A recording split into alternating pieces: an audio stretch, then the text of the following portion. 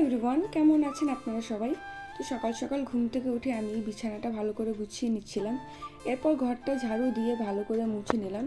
এরপর কালকে যেহেতু অনেকগুলো কাপড় বৃষ্টির কাদা লেগে নোংরা হয়ে গেছিলো, তাই আমি কাপড়গুলো ভালো করে ধুয়ে চলে গেছিলাম ছাদে কাপড়গুলো শুকোতে দিতে। সো আমার কাপড় শুকানোর পর আমি তাড়াতাড়ি করে নিচে এসে পড়েছি। আবার নিচে আসার পর আমি ঘরের সমস্ত কাজ করে নিয়েছি। এরপর মোনাকে স্নান করিয়ে ভালো করে রেডি করিয়ে দিয়েছি। এদিকে মোনা খেলছে আর টিভি দেখছে।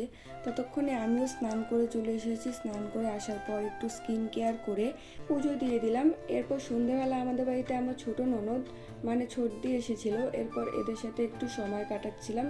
আর এদিকে দেখো ওরা মোনার সাথে কি সুন্দর খেলা করছে। এরপর ওরা কিছুক্ষণ টাইম ছিল, তারপর ওরা চলে গিয়েছে। এরপর আমি রান্না বসিয়ে দিয়েছি, যেহেতু কালকে সকালে আমার ট্রেন আছে, আমি যাচ্ছি আমার বাবার বাড়ি।